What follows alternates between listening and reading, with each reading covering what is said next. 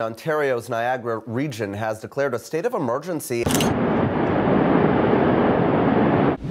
Science has been an amazing force for good in our lives, but if it has one problem, it might be that it wants to explain everything. What if there are magic and mystery in the world that the tech geeks just don't want to acknowledge? From bizarre alien stones to a map that demonstrates the power of ancient navigation, here are the 20 most mysterious finds that science can't explain. Number 20. The Brea Tar Pits. In the middle of Los Angeles, there's a gloopy time capsule from when saber-toothed cats, dire wolves, camels, and giant sloths roamed Southern California. Since the last ice age, natural asphalt has been bubbling up from the ground at what's now called the Brea Tar Pits. This murky sludge has trapped and turned into fossils thousands of animals, from bees to mammoths. The tar pits have given us one of the largest collections of Ice Age fossils in the whole world, and when you look at the numbers as a whole, they're pretty amazing. There's been more than 600 species found, including snakes, mollusks, sloths, and mountain lions. About 90% of the mammals that once lived at La Brea were meat-eaters. It's amazing that the pits produced more than 200,000 dire wolf specimens on their own. The most common explanation is that when big herbivores like mammoths got stuck in the tar, they'd have looked like an easy meal to predators who would then get stuck in the tar themselves. It's hard to get the sticky asphalt off the bones, but it does keep them in great shape. This means that scientists can look at even small details like the markings on the teeth of carnivores. And now it's time for today's topic. In the early 1900s, some scientists went on an expedition to explore the bottom of Niagara Falls. They were hoping to find some new fish species, but they never expected this. This was what scientists found at the bottom of Niagara Falls that left them so disturbed. Well, this is a recreation of what they described the fish as, at least. But were they telling the truth, or did they just want some publicity? What kind of fish could this be? Anyway, remember to comment down below and let us know your opinion in relation to what we just showed on screen. And now, on to the next topic. Number 19. Lloyds Bank Copperlite. The Lloyds Bank Copperlite is a huge piece of dried human waste that was found by researchers from the York Archaeological Trust while they were digging in the Viking town of Jorvik, England, which is now called York.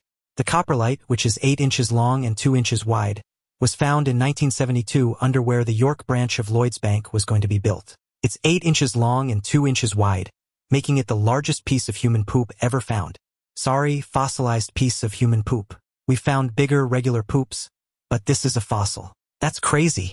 Could this monster poop have been born the day after Christmas? The fact that there were several hundred parasite eggs in the poop suggests that the person who made it most likely ate meat and bread and had intestinal worms. Andrew Jones, a paleoscatologist, yes, that's a real word, who worked for the York Archaeological Trust, made headlines around the world in 1991 when he gave an insurance appraisal of the item.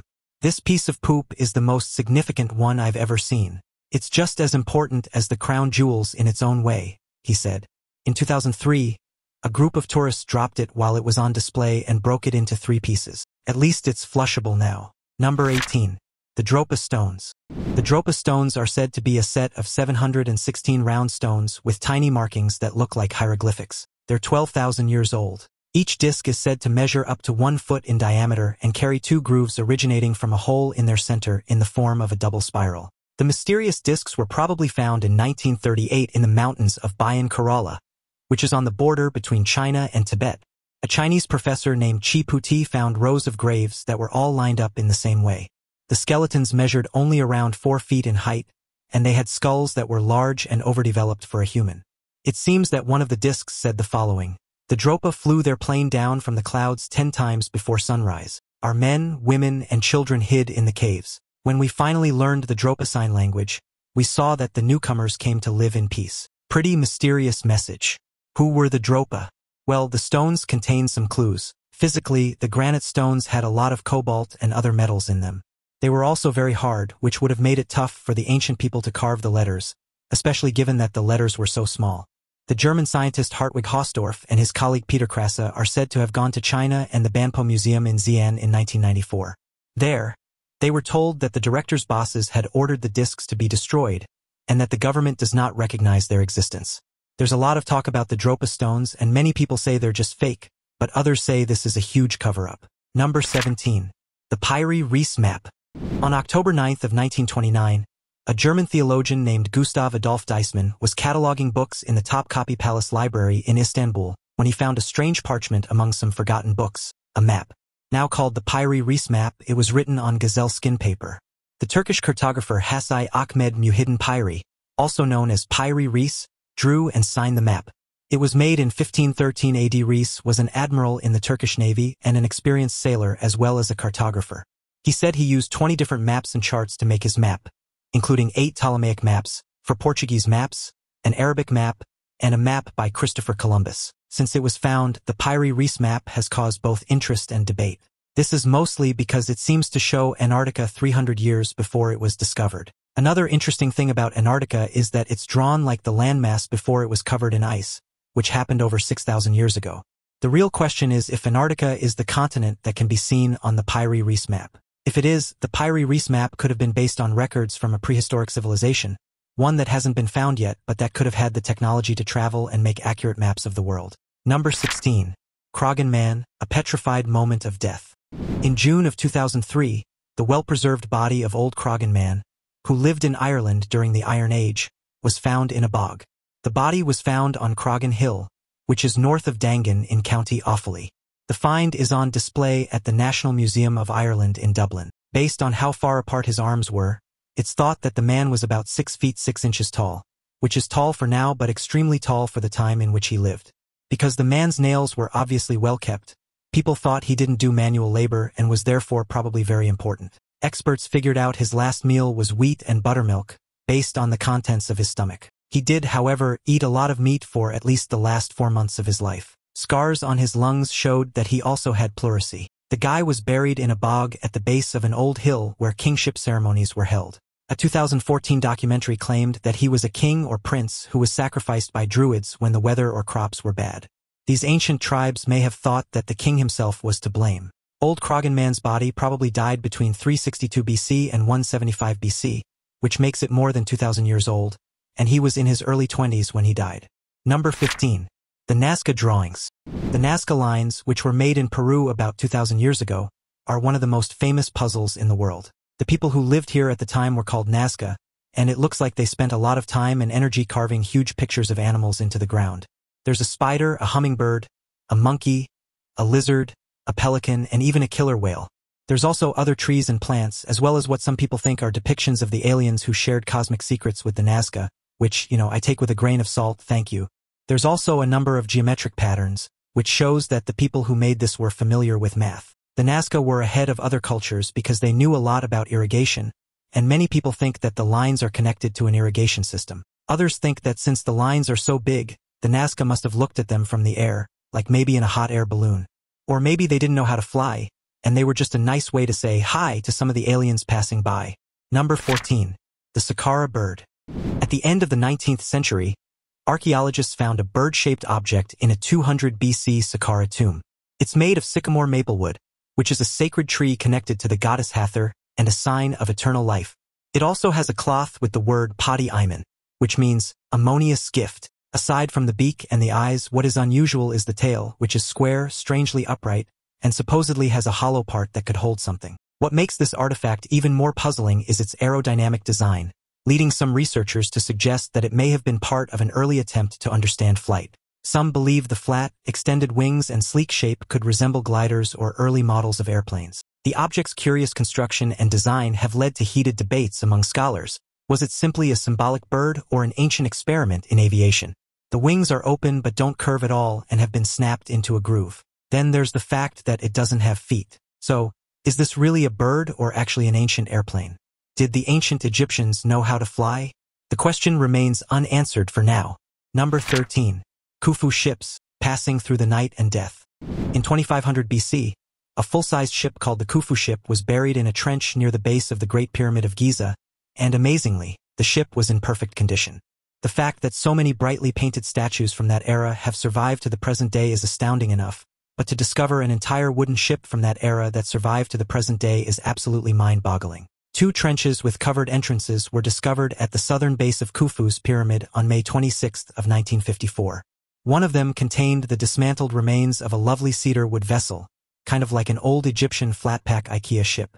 There were 1,224 pieces to the boat, and they were all found. These funeral ships, such as the Sunboat and the Ship of Khufu, were believed to set sail from holy regions where the ships of the gods resided in order to resurrect the deceased monarch.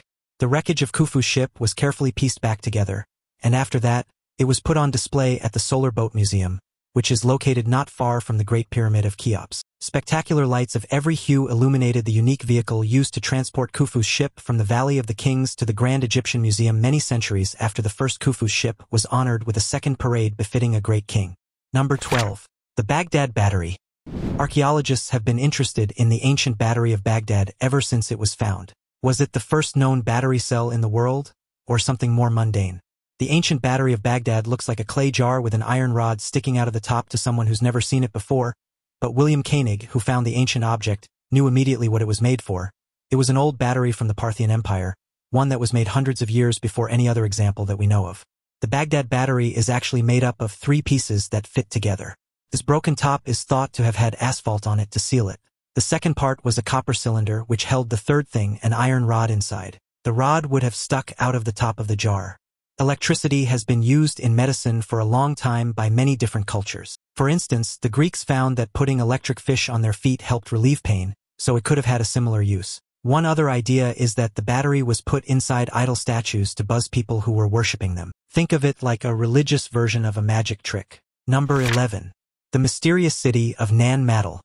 As far as archaeology is concerned, this deserted city ranks among the top mysteries of our time. There are many names for this place, including Atlantis, the 8th wonder of the world, and the Venice of the Pacific. You won't find a more fascinating destination than Nanmatal in the Pacific, located between Pompei and Temwin. It's on the smaller of the 2 islands. We're working on learning more, but the area was inhabited by humans as early as the 1st or 2nd century AD. In 800 or 900 AD, construction began on the first islets, and by 1100 to 1200 AD, their unique megalithic style emerged. For the indigenous Pompeians, Nanmatal served as a cultural and political epicenter before it was abandoned. We're just now learning more about the strange people and their spectacular city, which served as their religious center, royal enclave, stronghold, urban market, and the highest seat of authority on the island of Pompei from 1200 to 1700. Number 10. The Sacsayhuaman Walls. Sacsayhuaman is a fortress on the edge of Cusco, Peru. It was once the capital of the Incan Empire in the 15th century. The Incas, especially Pachacuti and those who came after him, built the complex. They used huge stones to make dry stone walls. Craftsmen carefully shaped the rocks so that they'd fit together tightly without cement. Both Cusco and Sacsayhuaman were added to the UNESCO World Heritage List in 1983. This meant they were recognized and protected around the world. The wild complex is on a high slope above the city. From there, you can see a wide view of the valley to the southeast. Archaeological studies of the pottery found on the surface of Sacsayhuaman showed that the hilltop was first lived on around the year 900 CE. In the 15th century, the Imperial Inca used dry stone walls made of big stones to make the city even bigger. The most well-known part of Sacsayhuaman is the huge plaza and 3 big terrace walls that surrounded it. Some of the biggest stones ever used in building in pre-Columbian America were used to make these amazing terraces. Number 9. The Voich Manuscript, full of unanswered questions. The Voich Manuscript is a codex with pictures that's written in a language called Voinicese, which is not used anywhere else. Carbon dating has shown that it was written on vellum in the early 1500s. The manuscript's history, who wrote it, and why it was written are all up for debate. People have said it could be a script for a natural or artificial language that has never been written down anywhere else, an unread code, cipher, or other kind of cryptography, or even just a pointless joke. The text contains about 240 pages, but there are signs that more pages are missing. Some of the pages are made of different sized sheets that you can fold. Many of the pages have drawings or diagrams of things from a fantasy world. Parts of the manuscript show people, made-up plants, astrological symbols, and other stuff. The information is written from left to right. The name of the manuscript comes from the Polish bookseller Wilfred Voynich, who bought it in 1912. The Voynich manuscript has been looked at by both professional and amateur codebreakers, such as the American and British codebreakers from both World War I and II. None of the different ideas that have been put forward over the last century have been confirmed by facts, and the text has never been decoded in any convincing way. This means that people worldwide are still curious about what it means and where the heck it came from. Number 8. The Lost City of Pompei. Preserved in Esch. Pompei was a busy city about 2,000 years ago. It was in what's now southern Italy but was then the heart of the Roman Empire. But in the summer of 79 AD, a nearby volcano called Mount Vesuvius blew its top. It sent smoke and poisonous gas into the air for 20 miles, which quickly reached the town. Pompei and many of its 10,000 people disappeared under a blanket of ash in a single night. Pompei was pretty much lost and forgotten until 1748 when it was found again. Scientists have now figured out what happened on that terrible day, thanks to excavations which are still ongoing today. Around midnight, the first of 4 waves of hot ash, rocks, and poisonous gas rushed down the volcano. The surge burned everything in its path as it moved towards Pompei at about 180 miles per hour. Nearly 19 hours after the first eruption, at 7 a.m., a deadly mix of ash and rock covered the whole city, including its inhabitants. When you go to Pompei's ruins, it's like going back in time. As bodies broke down and left holes in the ash, they actually helped keep the shapes of the people just as they died. All of this gave experts information that might not have been left behind at many other Roman sites. Number 7. The London Hammer. In June of 1936, Emma Zadie Hahn and her husband Max Edmund Hahn were walking along Red Creek in London, Texas. They saw a piece of wood sticking out of what looked like an old rock formation. The story goes that about 10 years later, their son, who was born with a curiosity that apparently neither of the parents had, broke open the rock to see what was inside. Surprisingly, the hammer was what he found. The thing that makes it even stranger is that it was definitely a modernish hammer. Carl Baugh, a young Earth creationist, saw the hammer and said that the rocks around it were from the Cretaceous period. This would mean that whoever dropped the hammer probably did so while running away from like a T-Rex or something like that. For Baugh, this was proof that the theory of evolution was wrong. The real answer is a lot less interesting. Baugh just didn't understand geological processes. The answer, of course, was that the hammer was new, but it was stuck in the rock because of a geological process. The rock formation was a very cool find, but it wasn't as old as it looked. Most likely, a miner dropped the hammer about 100 years ago, or maybe a little bit earlier, then the rock grew around it. It wasn't proof that the Flintstones was actually accurate, sadly. Bonnie, are we even real? Just a lost hammer that ended up in a weird place. Bonnie, where's my hammer? Number 6. The missing makers of the Moai statues. The Rapa Nui people of Easter Island, Polynesia, carved the monoliths known as the Easter Island heads or Moai 1,000 years ago, give or take. The statues, which were created between the years 1250 and 1500, are composed of human figures with disproportionately large heads. The heads alone take up 38% of the statue's total size. They're believed to be images of revered ancestors. Most of the sculptures are clustered together near the quarry from which they were carved, but the rest can be seen all throughout the island's periphery. Given the difficulties the Rapa Nui had transporting the sculptures, it's no surprise that they're considered one of the world's most extraordinary architectural achievements. The heaviest statue, Paro, measures 33 feet in height and 92 tons in total. They were turned so their inner sides faced the living Rapa Nui, but for unknown reasons, they were knocked over between the 18th and 19th centuries. Several theories have been put up to explain the Moai's fall, including earthquakes, tribal warfare, and Christian conversion. Even though the Rapa Nui population has drastically declined, many were taken as slaves by Peruvians, and the rest were wiped off via inbreeding with other groups. The statues remain unmoved. Number 5. The Antikythera Mechanism. The shipwreck 2,000 years ago happened near the Greek island of Antikythera. A century and a half ago, an archaeologist was going through the things that had been saved from the wreck. The shipwreck's treasures included a system of brass gears and dials in a cabinet the size of a mantel clock, as well as fine vases, pots, gems, and a bronze statue of an ancient philosopher. But it was the thing with gears and dials that excited everyone. Archaeologists call the instrument the Antikythera Mechanism. At first glance, the brass found near the wreck looks like it'd be better off in a junkyard or on the wall of a seafood restaurant. The machine was just a bunch of rusty brass gears stuck between 2 rotting wood boxes. But when you look more closely, you can see that there are at least 24 gears, all stacked neatly on top of each other and set to Swiss watch precision. But Swiss watch precision wasn't available technology until, well, the era of Swiss watch precision, more or less beginning in the 17th century. So wait. After this thing was made? For decades, people talked about whether or not the Antikythera was a small model of the planets. Could it have been an early astrolabe or something else that we're not able to imagine ourselves? Then where did the Greeks get this futuristic tech from? It's all one big mystery. Number 4. Tulln Man, the face of guilt or rest. Tulln Man is a naturally preserved man who was found in northern European peat bogs in 1950. People from Tulln, Denmark, found his bones while gathering peat for firewood. Due to how well he had been kept, the villagers thought at first that he was a recent murder victim. After much discussion, the local police were sent to look into it. When the police saw the bones, they were confused, so they called a scientist named PV Glob and asked him to come look at what they found. When Glob realized it was an old grave, he tried to get the bones out so he could study them more. The victim was found naked except for a leather helmet, a thick belt around his waist, and a rope tightly tied around his neck.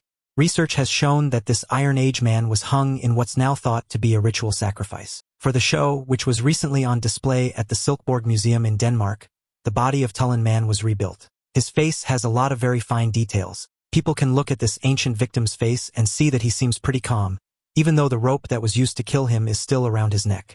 Number 3. Lasco Cave Paintings. Lasco Cave is a Paleolithic cave near Montignac in the French region of Dordogne. It has some of the most famous prehistoric cave paintings in the world.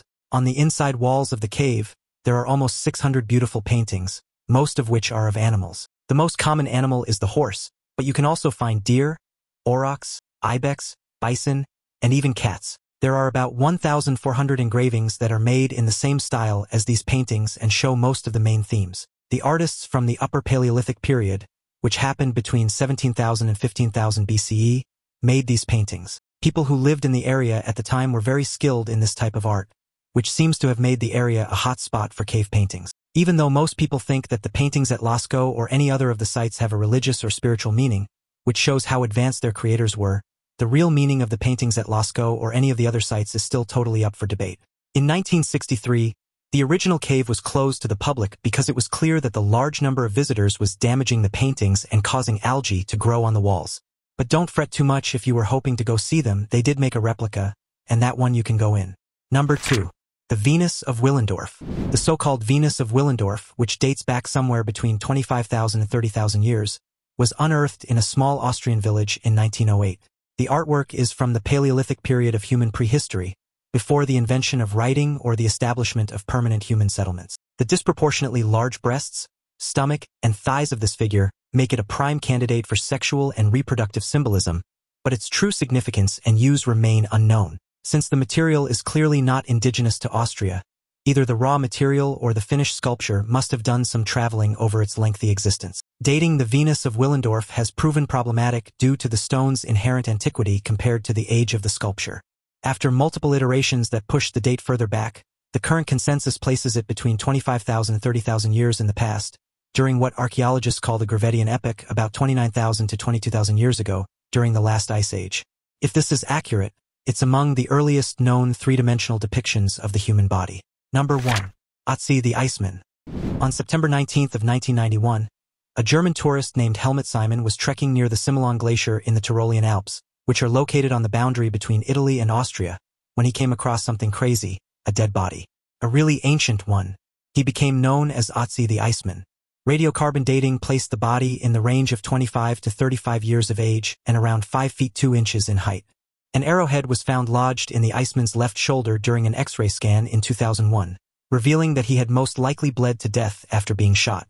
Previously, it was supposed that he had died from exposure to the elements or fatigue when climbing the Alps. There was a small rocky cleft where he had been laid down to die, and glacial ice quickly filled it and preserved his remains until modern humans discovered them 5,300 years later.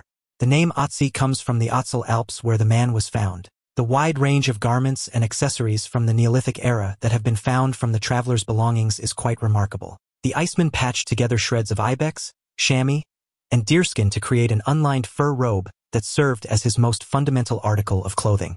His shoes were fashioned of leather and stuffed with grass, and his clothes were made of braids of grass to keep him warm.